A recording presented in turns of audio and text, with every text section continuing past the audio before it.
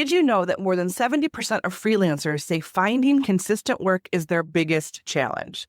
The creative industry can feel like a constant hustle, juggling gigs, chasing payments, and navigating it all alone. But what if there was a better way, a way to stay independent while getting the power of a collective?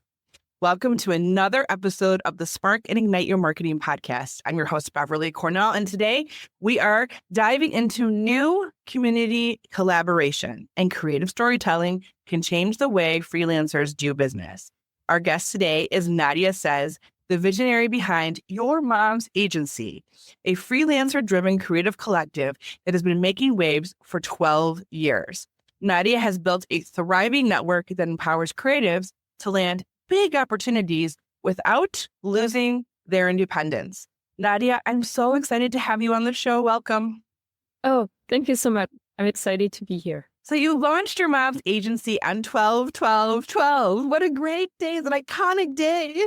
Talk about why that day and why this particular business. Talk about your origin story and the sparks that kind of ignited it all. 12/12/12, it was a lucky coincidence. We were about to launch and I saw this date was coming up and I was like, okay, we just have to do it on that day. It's just really special. And the spark is because I was already doing the work I'm doing now with the agency, but on my own and for different clients. So not under a platform, a name, a logo, etc. It was hard to get recognition for my work and for the work of others, mostly artists. It was a little bit painful and sad to see that artists were not being treated properly in many places.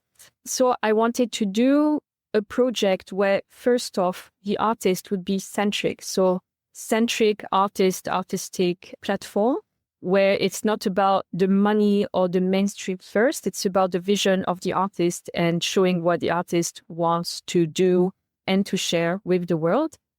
And the other thing is I actually like to be independent. I don't necessarily want to work in a company.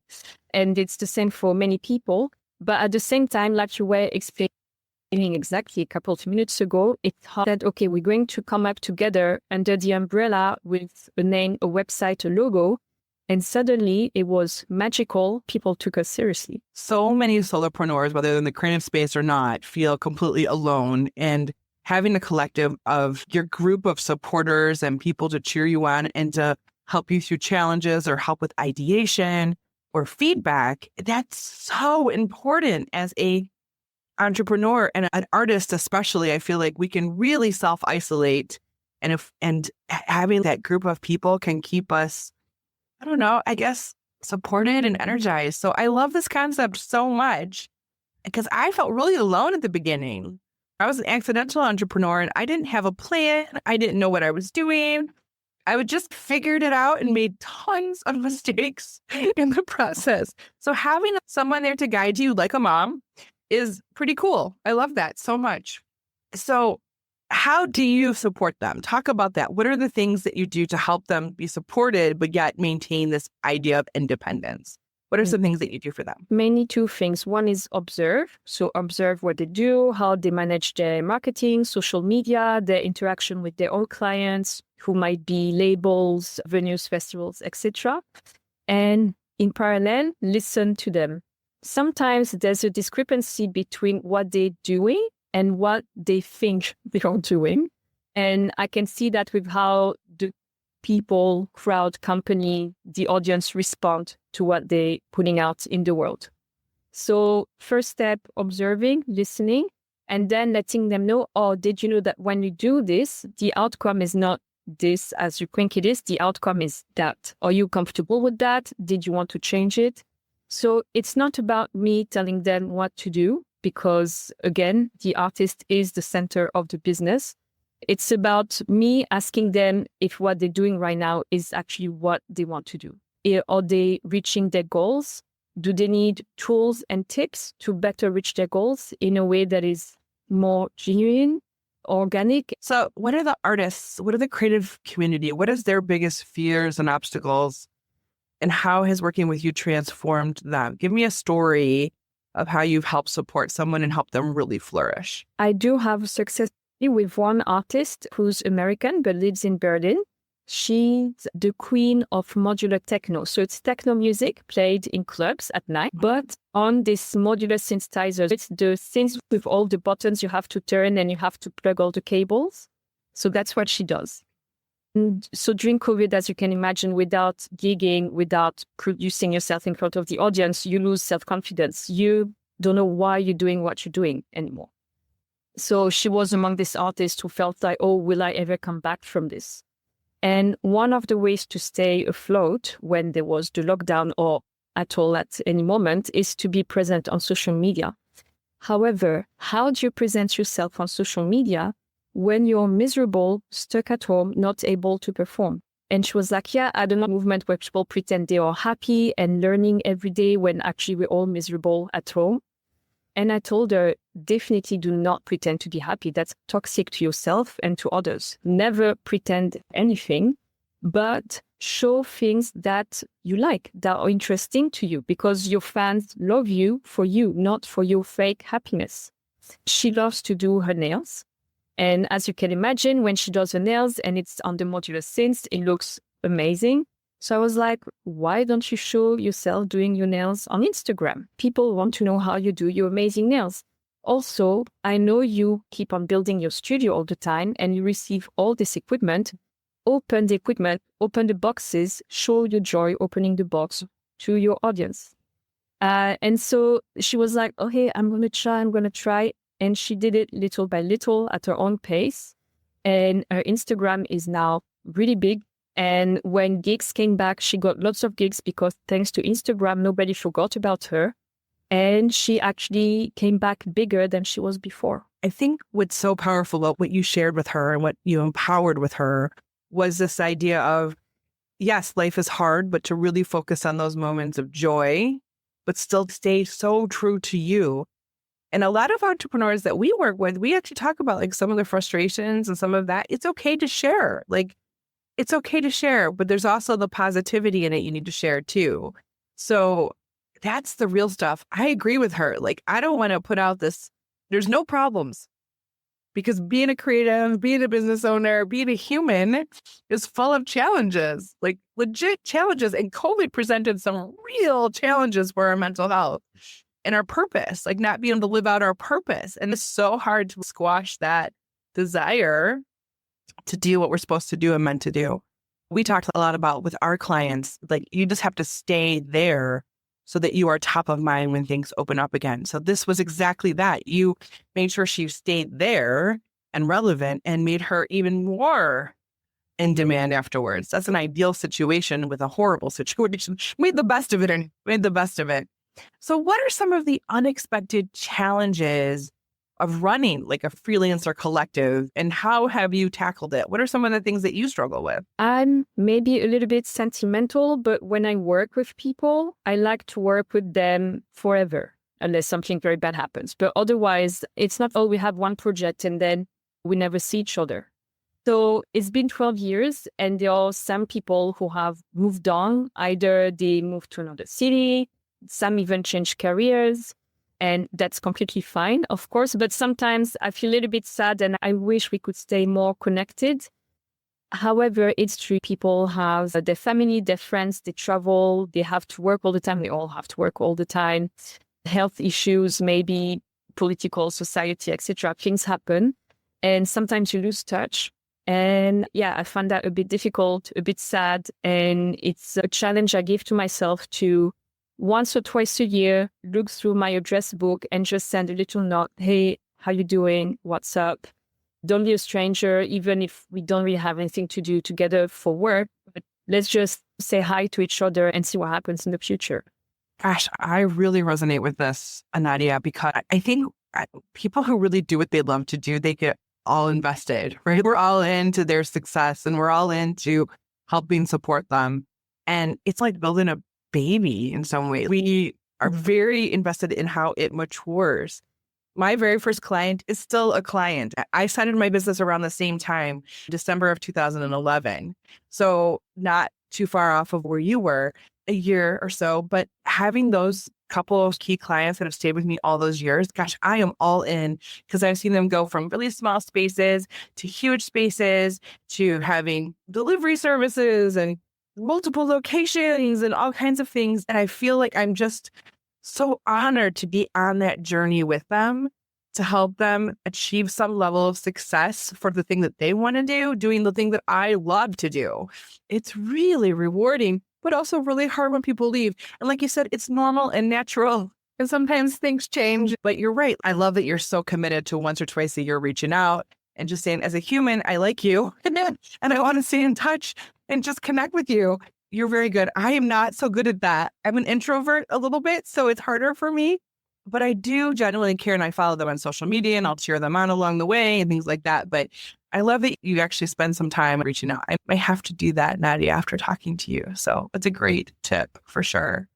So 12 years is not a small amount of time to do something. What do you think has been the biggest evolution that you've had as a business owner over the last 12 years? On a personal level, when I read my emails from 12 years ago and I read my emails of now, the writing style is very different. I'm way more polite and nicer now than I was. I was very business, and now I'm more like into the human side of things. I think that's good. But in terms of business, I would say UM's agency has been 4 or 5 agencies in one, because we started mostly with booking, and a year and a half, it became obvious we were never going to make money from that, not enough money. Then we did PR, which was enough money, but I wasn't so comfortable with that because when you do PR for someone, you have to charge them whether it worked or not. And when it doesn't work, it's nobody's fault. So I was like, actually, I'm not so comfortable with this business model. Then we decided to do independent events that we commissioned ourselves for. And this was the most challenging and the most fun. Also, the time where maybe in 2 years I gained 10 years because it was physical hard work. And then I was like, okay, we all love this, but first it's not so much money and also going to burn out. And this is when we did what we're doing more now, which is going a little bit into corporate. So still be independent and grassroots and diverse and all the things we love, but finding corporations, companies where we get along with these values and we can do work for them where we work in a decent condition and get decent payment for. I love the question for so many reasons, but it's so interesting to see how people evolve over time. And this idea of burnout is so powerful in so many people's journeys. They want to do the thing they love and they end up like burning the candle at both ends and trying all these different things. I don't know if you had a point, but I've had a point where I almost said, I'm done. I started a business to have freedom, but I feel the most stressed and the craziest I've ever been. And I'm not sure this is what I was supposed to do. Those moments are so powerful though, to figure out and maybe switch gears a little bit of, is this really working for me? And being very real with yourself. And the best thing, Nadia, that I love is that we get to create the exact business that we want. So we can evolve and we can shift and we can do all of that as a business. Such good insight in that, Nadia. For those of you who are listening that have found this to be really powerful, this idea of shifting that, and what Nadia is saying, I would love for you to screenshot this episode and share it on social media and tag us. Let us know your biggest takeaway in that. Have you been burnt out? Is that something that you have felt? Have you changed direction and found more purpose and passion and profit by doing some other things? So if you're loving this conversation, leave us a review. We'd love it. It helps other people discover the magic of this podcast and interviews like Nadia's. Thank you so much. So this season's biggest question, Nadia, is how did you awaken your brand magic? Was there a moment where everything aligned and you saw the unique magic you bring to the table? It was little moments. And I have to say, in my personal life, I always want to see myself with my own eyes. But in the business, it came from other people giving me feedback on what I was doing. Because, of course, you always do what you feel is best, right? But how do you know? Unless someone tells you, you don't know. So there were all these little moments where people told me what they thought I was doing, and turned out it was exactly what I was trying to do. I felt very validated, and I felt that I was achieving something in the correct manner. It was little moments, and these little moments keep on happening. For example, the logo. So at the beginning, we had a logo, and I was looking at the logo. And after a year, I was like, I'm so sorry. I know we have the logo, but we have to change it. And I know it's weird to change the logo and it's not recommended, but I think we will be better off with a new logo because I want this to last. If it's just a 2-year project, okay, keep the same logo, whatever. But I want last. And so we changed the logo, changed a bit the website. It was a lot of work, but in the end, we got something that could last another 11 years instead of becoming ugly and dated after a couple of years. So sometimes you have to take a leap of faith and be like, okay, it's not what people expect me to do, but I'm going to do it. And then there are times where people are like, yeah, you're doing exactly what you're supposed to do. And you're like, oh, okay, all is good now.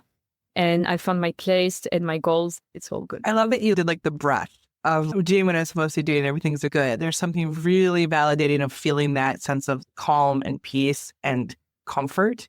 Before we got on, you said something to me that like almost made me tear up about that it's doing good. These interviews are doing good things. Like it's spreading good in the world. And gosh, like that resonated so strongly with me and gave me that little, oh, thank you. That's like reaffirming and validation for all the hard work. I've said this before on previous episodes, but if there's someone or something that you really connect with, that the person is impacting your life, or if it's a podcast or it's a business or something, tell them, because it's validation that they're doing what they're supposed to be doing. Be free in that, giving that away, because people work so hard. And to hear that is so important. That breath was everything, Nadia. Like that, yeah, this is the right place. I love that. I love that so much. It's really powerful. So what's been the hardest thing about marketing for you with the collective? What's the hardest challenge you've encountered with marketing? There's been a few challenges. First challenge is, how do you convey the idea that you're a collective, not a registered company, but that everyone is independent?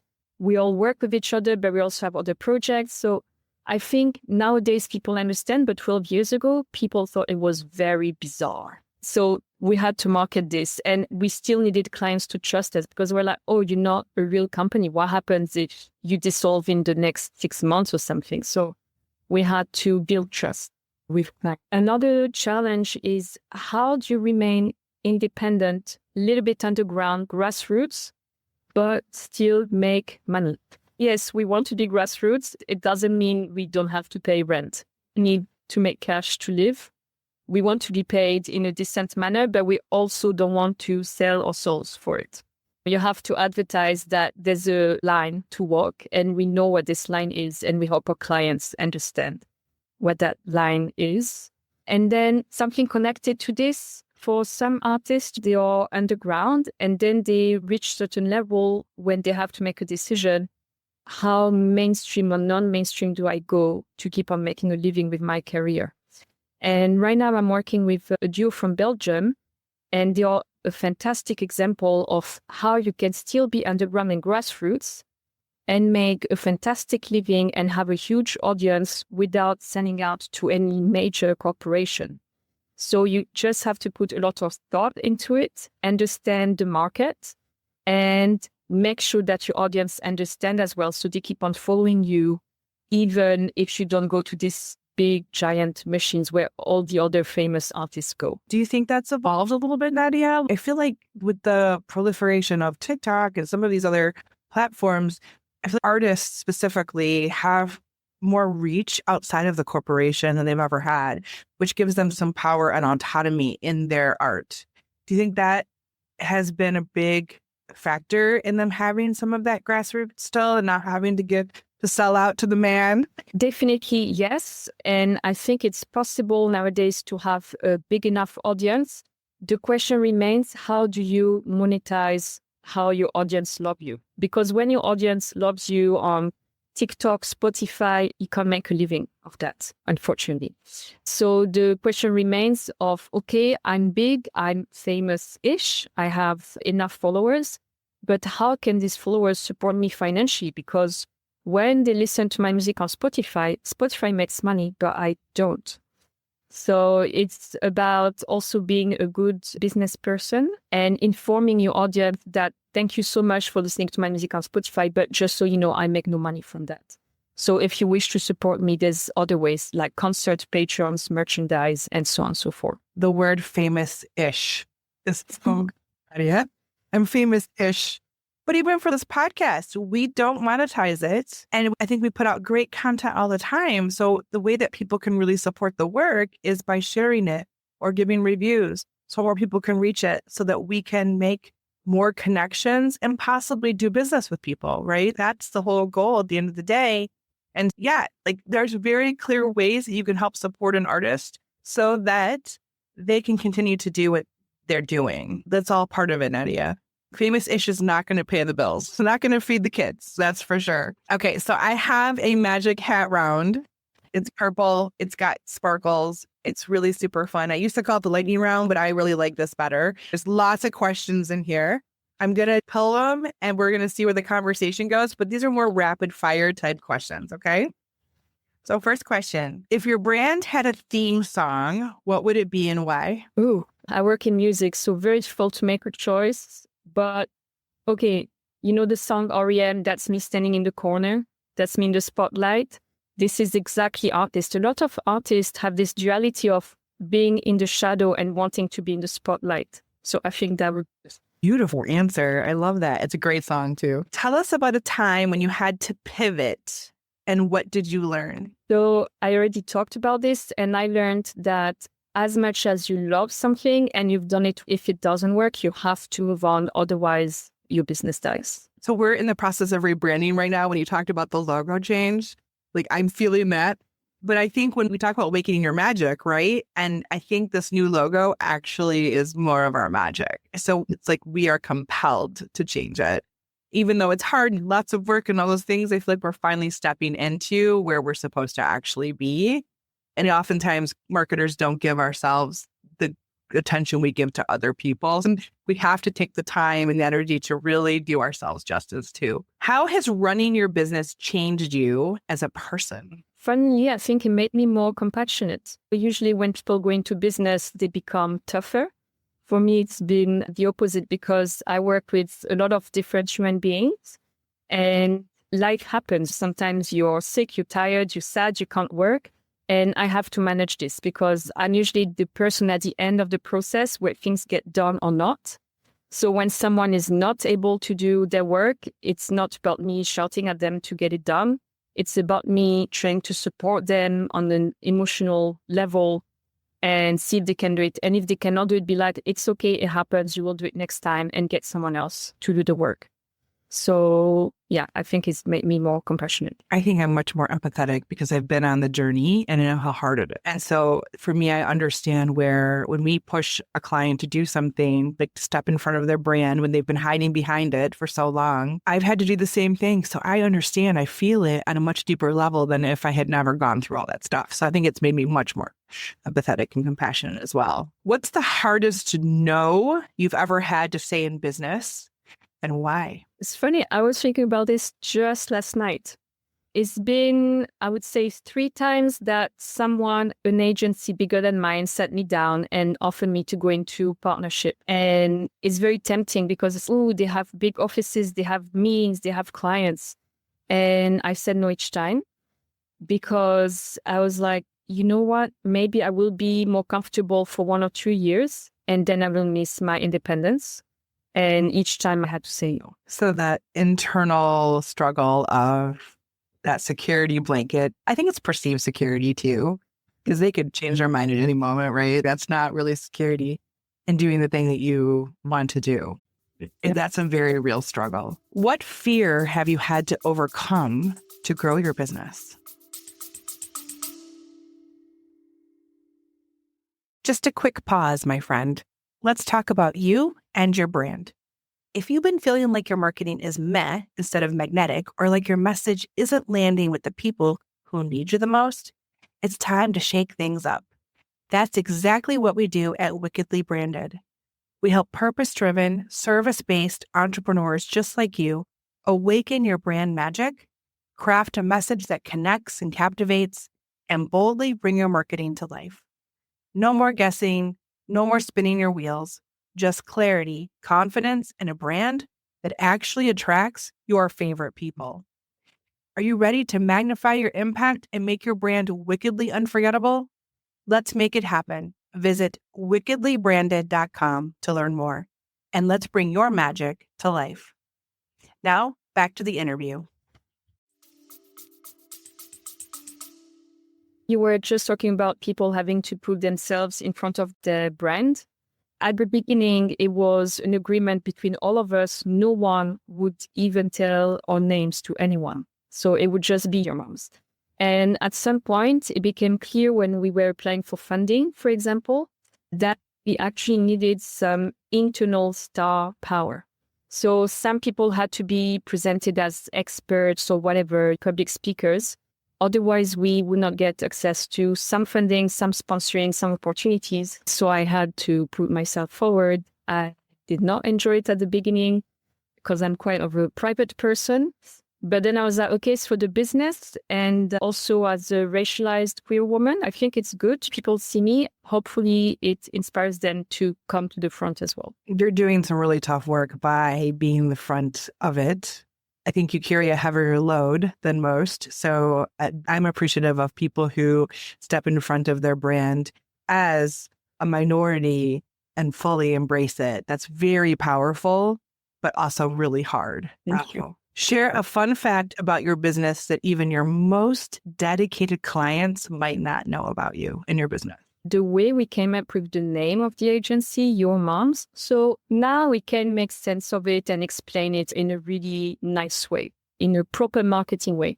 But the truth is, this name came because in French, when you say your mom to someone, it means piss off. And people kept on bothering me with the name. And at some point, I just said, ta mère, your mom. And then we were like, oh, yes, it's that. And that's how we found the name. I love it.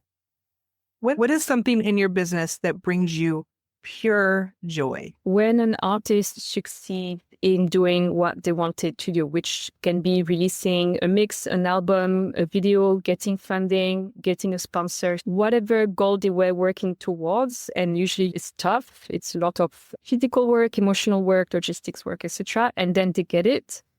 It's the ultimate validation. It's like we've done everything right and it was good to pursue it and not give up and believe in the project and in the artist. I think when you see people succeed, it's again another validation, level of validation. That is the end of our Magic Hat round. I love those questions so much and I loved your answers so much.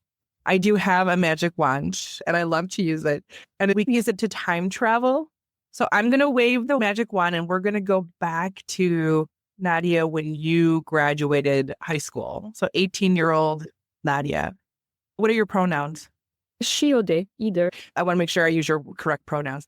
So what would you tell her? What advice would you give her to help you now that you didn't have then? I would tell my younger self that I'm smarter than I think I am and I can do more than I think I can. When you're 18, you're not sure. Even if you're good at school and your parents encourage you, you always, am I good enough for that? Should I invest in this? Should I take the easier route? Also because you want to party, because you're 18. So I would tell myself, take on more challenges because you can do it. 18-year-olds have an unbelievable amount of confidence, but yet they don't. Like, it's a very interesting dichotomy. They know everything, but yet they don't know everything. So It's interesting.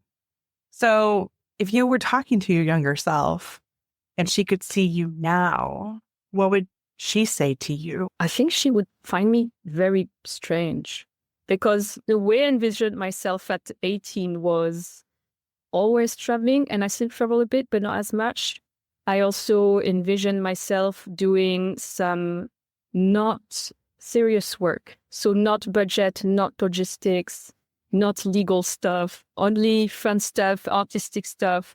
So I think my younger self be like, why are you doing all this budgeting in Excel spreadsheets? Because we have to. Not because you want to. I feel the same. It's like I like the story that the budgets and the Excel sheets tell me, but I don't want to do all that. I totally agree with you. Okay, so I'm going to wave my wand again, Nadia. We're going to go far into the future. When you have passed away, what want people to remember most about working with you? What would your eulogy say? And what do you think your most significant legacy or impact will be? Hopefully people will say that even if sometimes I was tough, I was always fair and I got things done and that they felt supported. And my legacy, it's very hard for independent artists at the moment because of all the financial, economical, societal situation. If you come from a lower or working class, being an artist is really difficult. So I make it one of my missions to make sure that artists from the middle class still exist. It's not only people born with money who keep on making art. So hopefully there will be my legacy. I feel like people who aren't, this might be a generalization, and forgive me if I'm not in the industry, so maybe I'm making some generalizations. And if I am, correct me. But I feel like art is not something you should own from a money perspective, and that people who come from less, actually their struggle creates much more interesting art. Generally speaking, I agree. If you're given everything on a silver plate, it's hard to express what society might be looking for as a message. If you have financial means, you can also struggle and you will have something to express. But someone who has a very easy, satisfying life that they don't have to work for is less likely to express anything interesting. Agreed. Okay, so I'm going to wave my magic wand one more time and we're going to come back to the present time. Hope you enjoyed the journey from the past into the future. A little brief glimpse of young Nadia and the legacy. I think it's important. All the things that we do every day today impact our legacy. That vision is very interesting and important as an entrepreneur. So the last little thing I want to ask you is small business owners and aspiring entrepreneurs, I would love for you to give one strategy or thing that they can put into action right now, today, that will help them awaken their brand magic. What is something that you would give as advice to help them do that? It's about self-confidence. You should always double and triple check your work, but you should not second guess yourself. You have to listen to your observation, imagination, your gut, your inspiration. And sometimes it's difficult because when you have unique thoughts, you think, oh, there's nothing out there like this. Maybe it's not good. But that's exactly why it's important to put it out there. So be confident, check all your work. It has to be very good work, but don't doubt yourself and put what you have to put out there. We say clarity brings unicorn-like confidence. When you're really clear on your mission and who you serve and what you do and how you help people, your confidence, that self-confidence factor is a huge thing. It helps you stand in front of the brand. It helps you do all those other things. Plus, it helps you just show up as a guide for your customer, like your clients and your customers, right? That confidence helps other people. I've been there. I know how to do this thing, and I want to help you get to the other side of whatever it is that you want for you and your business. So yes, confidence is huge, but you need some clarity first to really get there. Like you said, doing the work, putting the time in. So before we wrap up, tell people where they can find more about you and your mom's agency, which I want to say is like now a really bad word. I love the double meaning in French. How can people get in touch with you? So we are Your Mom's Agency on Twitter, or X, as people call it now. Also, Your Mom's Berlin on Instagram, yourmomsagency.com, the website. And if you're interested in the intersections of culture and diversity, equity, inclusion, we also have a sister NGO called DIF, DIF-EV.org. So that's also now the new branch we have to take care of DI values connected to culture. Interesting. We're thinking about starting a nonprofit as well. So I love that. I might have to pick your brain about that process. Such wonderful things. Thank you so much, Nadia, for sharing all of this today. It's been so fun learning more about you, your journey, what lights you up, all the things. I am so excited for the work you're doing. And I'm so thankful that Saskia introduced us. So thank you so much. Yeah, big thanks to Saskia and for everything she's done for me and for the community. Thank you for your really fun questions. And as I was saying, it's a pleasure watching the interviews. It's very uplifting. Thank you so much, Nadia. I really hope that everyone else found this as inspiring as I did. I know that our listeners are going to walk away feeling that their journey isn't alone and so unique, that everybody has these same struggles and successes.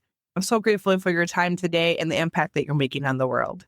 Such an incredible episode. I hope that today's episode lit a little bit of a fire on you and gave you some ideas and most of all inspired you all to take some action.